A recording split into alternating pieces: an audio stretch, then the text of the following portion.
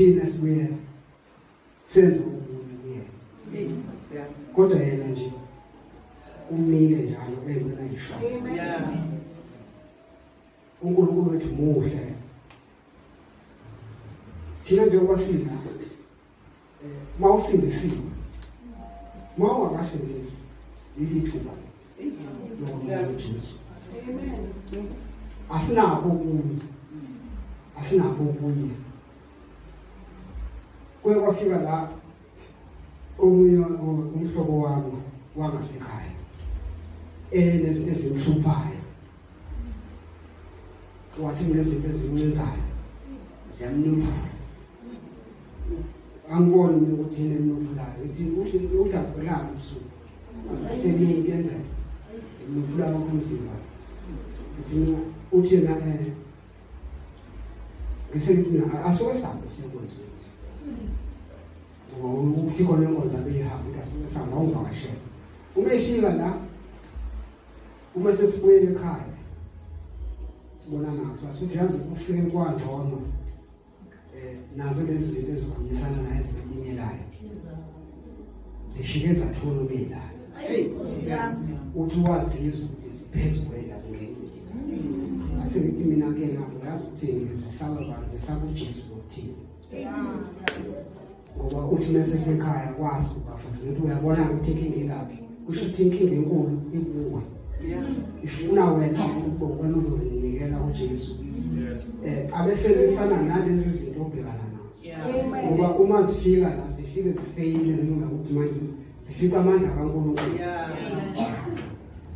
bese zingasondeli ngalokho kodwa hayi kuba wena zisenayo access ukuthi zingene kuwo ngoba uthiwa nesesekhaya kwaphinde kwaqala phansi ngithina indaba ikuweke manje akusafanele uzongena lapha yana ungangeniwe ufune ungene uJesu khona uzobona ukuthi ayizoba la indawo zona amen bazalwane njoba sina akukho kuningi nje enhlizweni yami ukuthema ukuthiwa ngizwe lapha kune message ebikhona kule nsuku ebikhuluma ngoNkulunkulu esimkhonzayo thina nje sinoNkulunkulu oyedwa lezi lithi lenkosi yakho niyinye uJesu Kristu okhona ngaye konke ngithike bazalwane bami la umuntu okholwayo njengoba sila asenzi lento kuthiwa ukuya esontweni sibuye asenzi lento kuthiwa ukuhamba uya la khonzwa khona ubuye uye kwabantu kuthiwa kwabantu kunethile la-ke leyo mpilo-ke ukhuluma ngempilo engiphuma kuyona kuthiwa hayi ungakwenza konke uright hambe uyesontweni ungakhohlwa izinto zakini angazi ukuthi zona ziphile kodwa ngiyazazi mina wena ngeke uzazi ungakhohlwa ubala la-ke bazalwane uNkulunkulu wayisiza kakhulu uJesu impilo yami isizile kakhulu wakwazi ungahlukanisela ngoba kufuna sihamba la bazalwane kufanele kuhlukane kuhlukane amen abazalwane umongo sakhulumile ngabo kufanele kuhlukane ngesathe lempilo yethu ekeyabekwa la ukuthi ekesifanisele kaIsrael amen siziqale ngayo ukuthi thina yini kufanele esiyenze yini kufanele singayenzi amen ukhulunyiwe kakhulu bazalwane bami impilo uma uyinikele kuJesu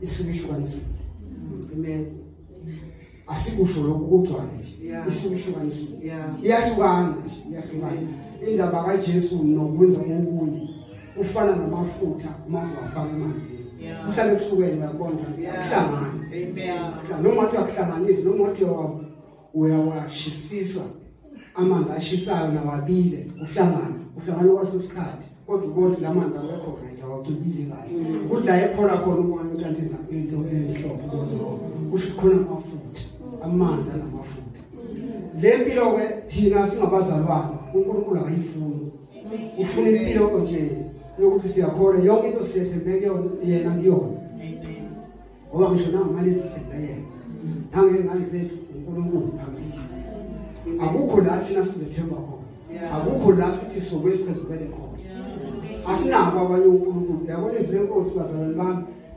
yekuya ngisobani ukukhona uNkulunkulu ukwakhuluma kwakhamane la eShumayela lapho ngelinye ilanga ekhuluma ngabo abantwana bakwa-Israyeli ukuthi uNkulunkulu ngendlela abamenze ngayo nomsebenzi awenzile izibuka mina ukuthi ngilandi befana nami ngifana nabo laba abalandi e-Egypt yakhishwa manje inkinga ila-ke yokuthi sebephezukele kwabanye uNkulunkulu abangabazi inkinga-ke manje nakoNkulunkulu bazalwane bami into eyangiphatha kabuhlungu neyenza nje ngixwaye kakhulu balogibe bazalwane bami ngiyabazi balogibe yabo umsukholwa-ke usifaka ogibeni mhlawumbe umenze kungaphumuli esasho makhathini ilanga ukuthi siphunyuke ogibeni ukhona ugibe esiphunyuke kulona manje kanjani ukuthi singakwazi ukubuyela futhi kulona ngoba ngifuna ukuthi lento bazalwane nje enhlizweni yami kukhona ukuthi eke siyehlukanise ongcono sihluswe ukuthi asihluswe ukuthi kukhona abanye uNkulunkulu abakhonzwayo asihluswe ukuthi nje silwe kuliwe nami ukuthi hayi awuyiphathe kanje ekuthakathakeni bami awenze kanje awuyabanifisa incane awuya ngesikhulume le ndaba nje ukuthi awuye ukuhlambalaza eke singakudili nale ndaba ukuthi hayi nanguNkulunkulu lo yena naba noNkulunkulu abanye usatshiswe ngabo ekhaya kufanele sivele olibani sazi ukuthi hayi lo akayingeni la mina laphana siyamenywa simenywa kakhulu incwadi zifika zathi nengasafiki kodwa ifike egcineni igcine seyithi siyalingezelela egameni likaJesu siyanena ukuthi sizobe sibethile siyafika incwadi kodwa zike zathi unyamalala uthe sekuqhamuka lenene yafika incwadi ifika nengane ngayithatha ngayibuka siyalingezelela egameni likaJesu siyanena ukuthi sizobe sibethile uyabona into kwesinsikhathi akudingi nokuthi uyibuze kuyachazelwa yona ukuthi okay kusho ukuthi kwenziwani yebo ukhonzwa ngoba laba woNkulunkulu bazalwane woNkulunkulu asingakufisi woNkulunkulu yabona njengoba kade kune-worship la i-worship the true worship umntwana kaNkulunkulu ethopha uNkulunkulu ukuthi ubone endaweni zonke ukhona moya ngaphansi echaza uyachaza uNkulunkulu nalapha kwezazinto-ke kuyakweshipha uyabona usuku singakuthi bazalwane masiphuma la sikwazi ukwehlukanisa ukuthi yini ngasenzani yini lo wenzakalayo yini wenzakalayo ushuthi uhamba nababili ushuthi awumethembi lokho wadala izulu umhlaba ungathi ungabuye bekhona omunye ozomlekelela engalekelelwa nguNkulunkulu wazi yonke into akalekelelwa nguNkulunkulu akesihlukanisa into kaNkulunkulu nje ungahamba nje iyodwa ukuhamba ngokholwa ungathuswele izinto ngoba kuyathusa lapho uNkulunkulu abanye ngitheke ngithile le ndaba ngoba ngiyona dilwa noNkulunkulu abahluphayo bayashakisa bakufaka ngaphansi kwemoto uyokhena lokho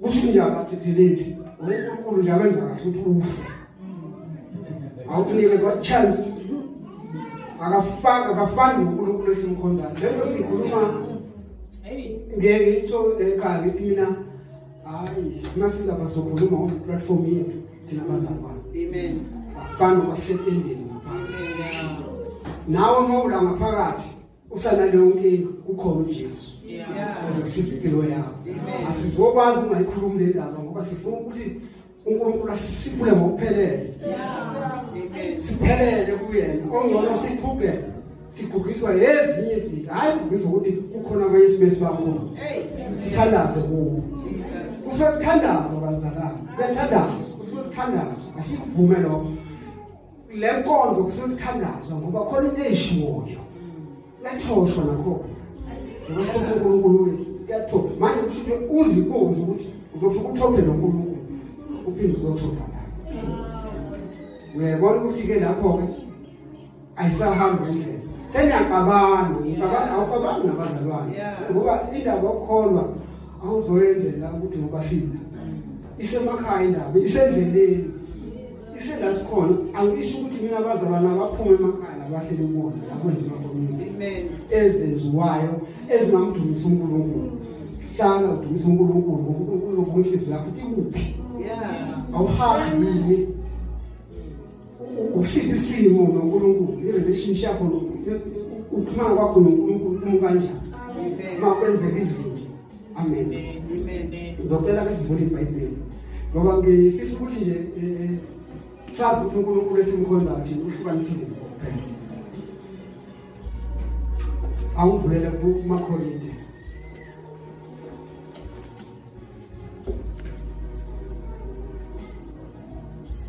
khona le ndaba bazalwane engakuthe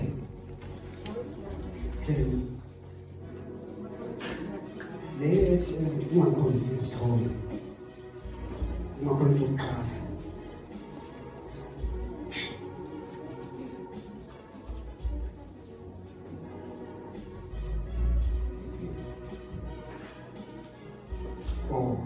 ilapha ku-verse 14 chapter 10 so 14 nje wehle njalo amen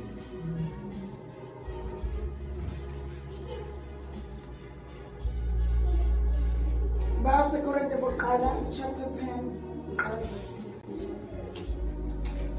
14 ngalokho ke bathandwa bami kubalekeleni ukukhonza izithombe amen amen kusho ukuthi uqala wenze njani ubaleka baleka ngenhliziyo uzowenza ubaleka ngomzimba inhliziyo lapha ya uzofana nokudlala ngoba bazokubiza bathi uzokubona kubera ngikhuluma njengakwabahlakaniphileyo qondani engikusho angithi thina sihlakaniphile amen uqala ukusaba uNkulunkulu ngokuhlakanipha sesisaba uNkulunkulu nje thina sesihlakaniphile ngingakho sikhuluma lezi izimpilo amen ngoba sifuna ukuthi sihambe kuhlukene kahle hle ngokuphelele ngomntwana kaNkulunkulu nje usethembe uNkulunkulu yena yedwa amen wakube uyena yedwa uthe eqaleni izwi lenkosi liyathi ukuthi munye uNkulunkulu kepha kuthina khona uNkulunkulu oyedwa nenkosi yakhona enguJesu Kristu ngoba uma ubheka lelo lizwi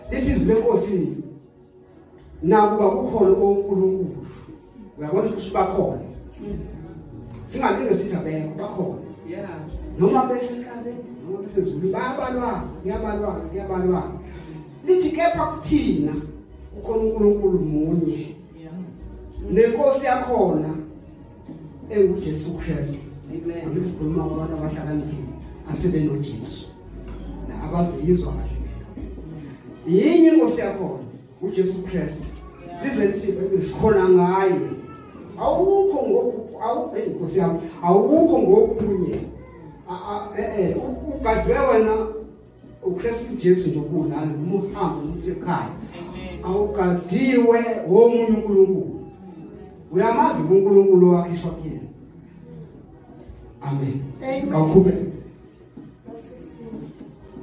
isitsha sesibusiso esisibusisayo asiyo inhlanganyelo yegazi likaKristu na isinkwa esisihlephulayo asiyo inhlanganyelo yomzimba kaKristu nya uyenza umbuzo lawo qhubeka ngokuba isinkwa sisinye thina esibaningi singumzimba munye lokhu thina sonke sihlanganyela leso sinkwa sinye angithi uyabona ukuthi masidla lesisinkwa lesi sikudla ngegazi kaJesu. Amen. Esinkoze eyiqhubeka. Amen. Akayichaze umfundisi ukuthi hayi kusebenza umthetho.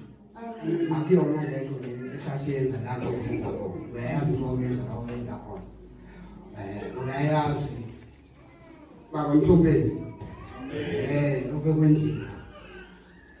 Ukuthi sizoshaya ujenga ukuze sidle leso simo. Lithi iBhayibheli le isimo sisodwa kodwa thina uyayibona le nto inhle kwayona. Isimo sisodwa kodwa thina sibaningi. Amen. Sibona isimo seJesu. Sisodwa. Asiziningi. Thina sibaningi. Yiso lesimo sisodwa futhi siphinde senze sibe umzimba. Amen. Asenziwe nje ukuthi sibe umzimba ngoba umongcwele wachaza umzimba ukuthi nezinto ezingaka. Asizenzanga nje. Yingoba khonani lo yamzimba omunye. Amen. Owodwa kodwa sibaningi. Amen. Uyakwazi ukusenza sibe yini thina sibe yibhodi. Sibe umzimba sisonke. Angikhokhela njalo manje. Verse 18. Bekani uIsrael ngokwenyama abadla imihlatshelo abasibo abahlanganyela le-altar na. Ngakho ngithini pho? Ngithi okuhlatshelwe isithombe kuyinto na, nokuthi isithombe siyinto na. Kodwa ngithi lokho okuhlatshwa ngabezizwe bakuhlabela amademoni. Amen. Abezizwe. Ngokulandela kahle abezizwe abantu abangamfuni uNkulunkulu. Asibeke abantu abangamfuni uNkulunkulu. Abantu abangafuni uJesu. Amen. Uyazi ukuthi kuthiwa bahlabela abakuhlabela ubani? Abakuhlabela. Okusho nangaleso sikhathi kwaIsrael ubheka beka khona imhlatshelo.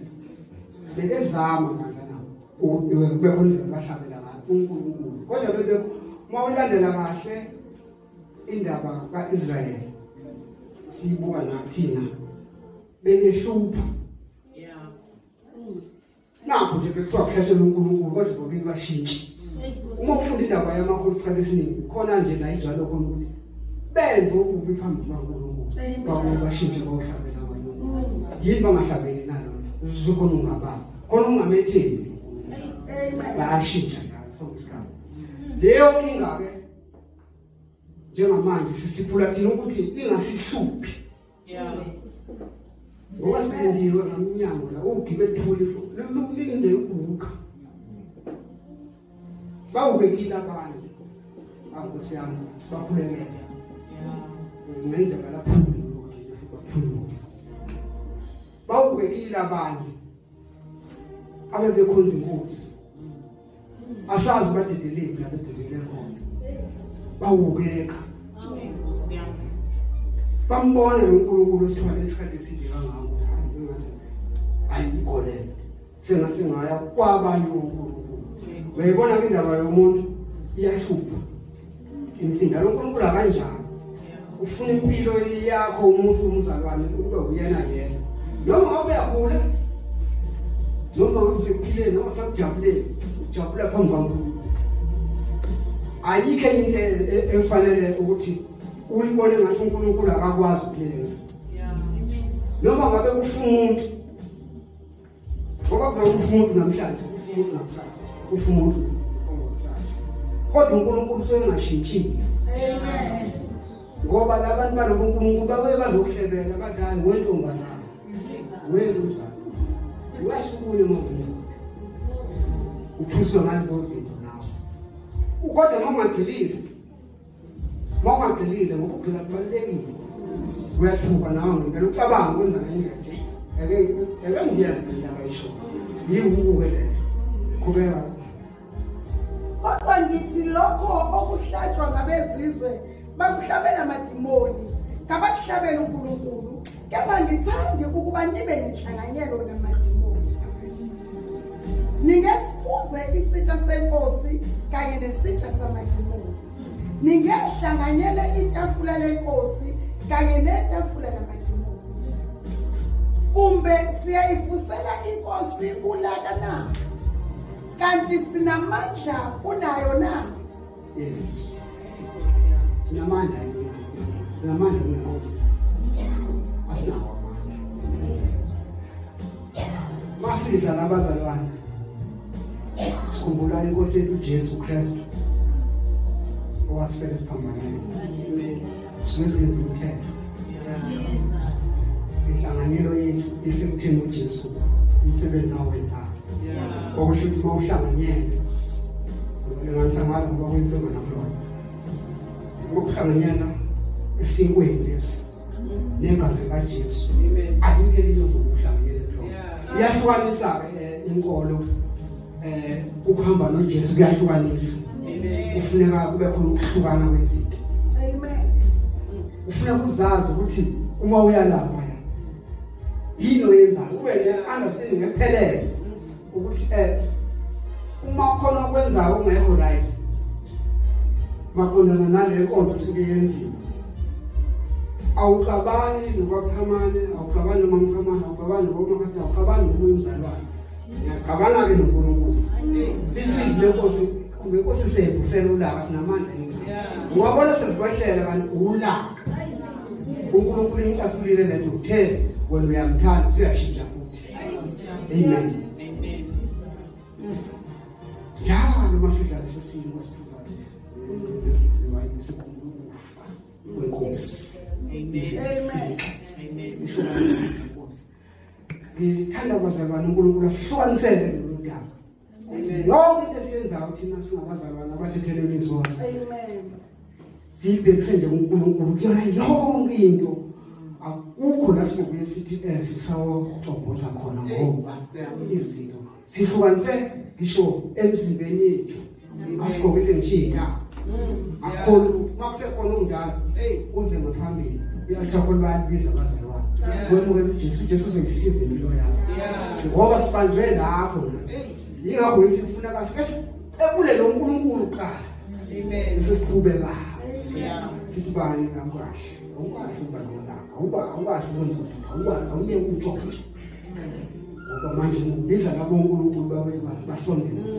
Amen. Kodwa besiqale siphule lapha ya ukuthi manje sithi wasindisiwe sehlukile ngani njengoba uJesu ngene kuthina sase sehluka ngani izipho uNkulunkulu izinto azifunayo izinto uNkulunkulu azifunayo yizona ekufuneka sizazi.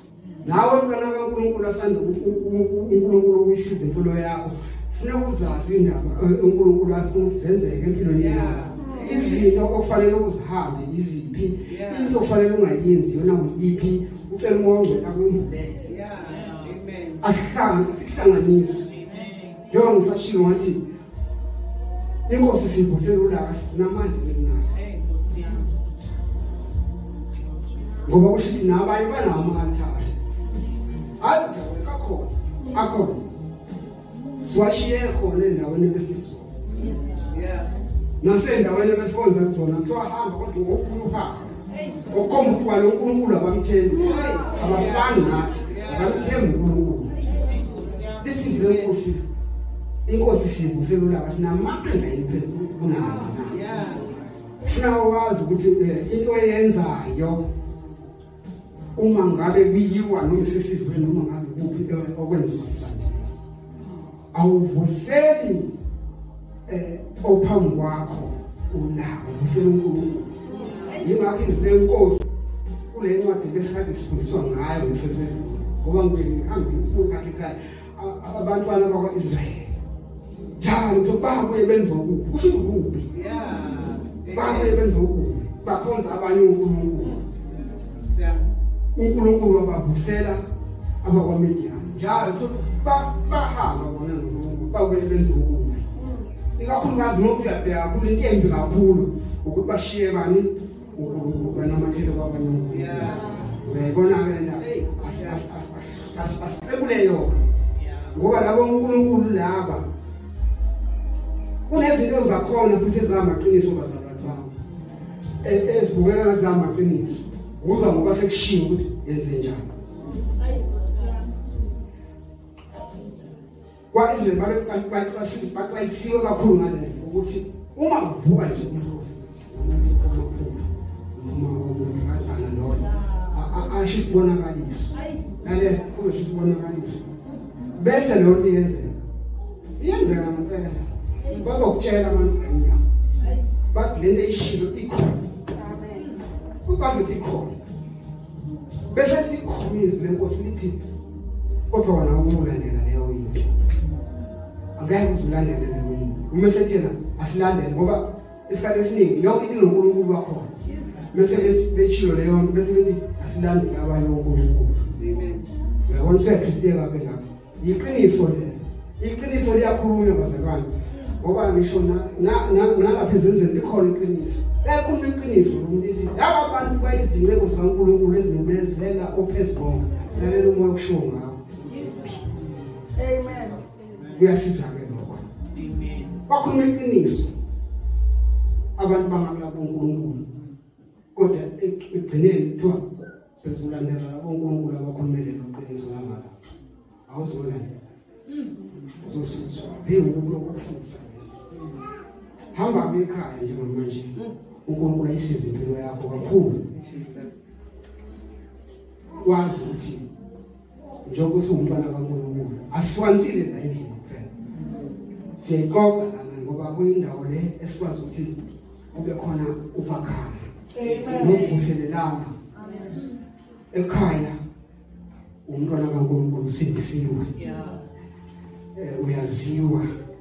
uyaziwa futhi umntwana kaNkulunkulu noma zikwehlela izimpi ngoba abanye babhekana nezizulu yokuthi asindisiwe babhekana nezizulu nansi into kufanele yenzeke ekhaya kodwa uNkulunkulu uzokuphunyula ngokuhlala nabantwana bakaNkulunkulu abanye uma mkamana wasichazela la umuntu wayihlaba ngejubane ebonisiwe ukuthi kushisa kufuneka neinyawo ngoba ufuna ukuvikela into yakho uNkulunkulu amenayo ngoba mawuzothamba into ezokwenzeka uzobheka uwikile into hayi yenza nje okwamhlanje ayikho namhlanje yanamhlanje ngenzeka ukuthi ya 1000 years ngoba khona ingaphakathi kuthini la uzokuzwa khona seyivule incwadi khoya babethele kwena kwashumani lakutheni izwi laNkulunkulu ngoba phela sizokuzwa ngezinto ayeziyo ingakuthiwa so ngaphambi kwesihlalo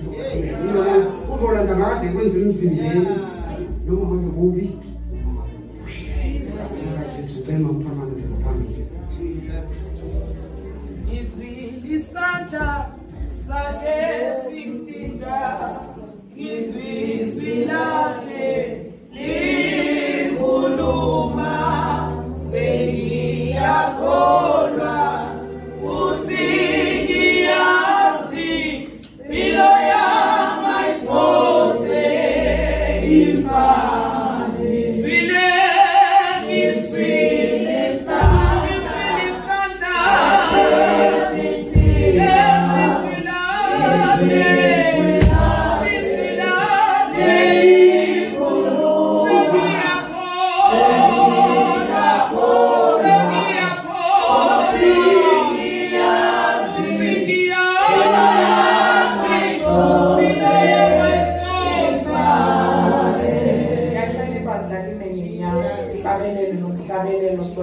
enkosini ukuthi sisizakale singabe sisangena kulezimo kuvuka lento bangcobe sakhuluma ukuthi kuyishilo vele wathi uNkulunkulu nesikhwele leyo nto yayingashiwo nje in vain wengayisho nje ngobesho wayesho ukuthi akafuni ukuxutshwa mawucabanga yini engadala uNkulunkulu abe nesikhwele ingoba umuntu owakhe umdale yena enenjongo ngomuntu manje akafuni ukuthi umuntu wakhe emdalile enenjongo abuye futhi ayokhonza ezinye izinto angazange zaqhamuke ngazo futhi ezingenanjongo ngayo umuntu esasho ukangcoba ukuthi zicruel ngohlobo olumangalisayo ukwathi umuntu eqeda nje PhD yakhe umbone sehamba eThekwini ngenyawo ebhinca iskate imaye indoda esehlathuzela ingasamsizi kwa PhD yakhe ubone ukuthi azinanjongo ngomuntu kodwa utheki nemicabango emihle ngawe hayi yokubulala kodwa yokuphumelelisa uye kuphela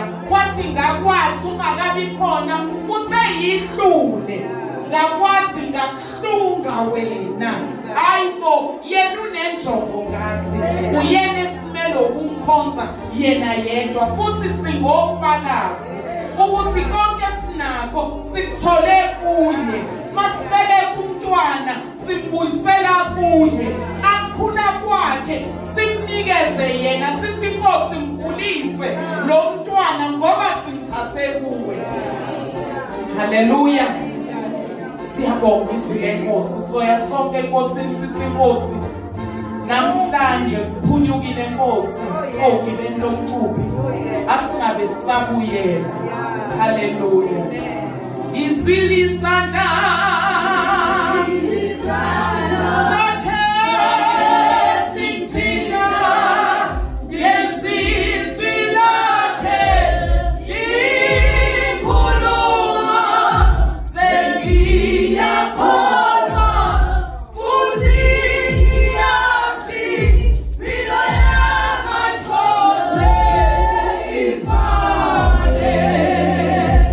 It's really sad.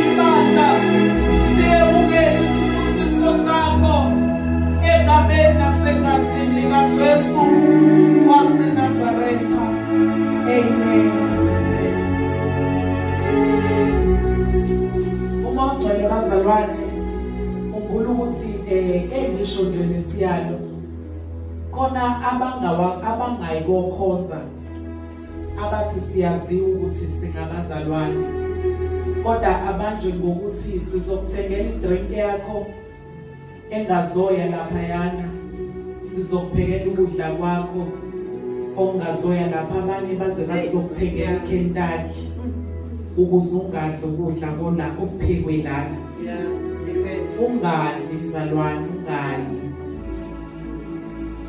bebezokuthengela iKentucky ukube bebengahlanganyeli ansari yakho bebezokuthengela idrink ukube bebengahlanganyeli lapha namhlanje tshela isihlobo sakho ukuthi ubongibiza ngesonto elizayo unesikweletu seKentucky nedrink yami ngesonto elizayo akubize ungekho tafule elibekiwe akuthengele iKentucky so sifunda ukuyibamba nalento yokuhala sisibamba yazi ukuthi inyama iyathandeka amadrink ayathandeka yonke into nje iyathandeka kodwa akuyofunda ukusibamba ukuzulaka laNkulunkulu ungabi nesikwazi ezinye izinto bakumakhathini ziyakhulekelwa isuku kanti ngenxa yalolulaka elilanda kulawa matafula ubuye nako usubuya ugibesele ukubambile seluphezulu yothandazwa ufastwe naye ingasuki ngoba uwohambile wahlula ukusibamba ukusicontrol bakuzonda baze bayeke futhi baze bayeke nokumema bazi ukuthi asisamema usibalibani kulezinto kodwa mawuloko uya ukuthi uzofika iKentucky nedrink bazoqhubeka bakumeme nale Kentucky awazi noma idlulisiwe lapha amazwi akuve namandla bangakhuluma phezulu kweKentucky bathi uyeza namhlanje uzodwa iKentucky sihlanganyela kanye naye Kentucky thatha ugibe uphinde nale ekhaya yo-operate ngenxa ye-KFC nedrink bazalwane ake sibe ngabazithiba asizozithiba enyameni kuphela ezonweni ezibonwayo kodwa namatafula nezithebe ezibekiwe ake sizithibile amen. Amen.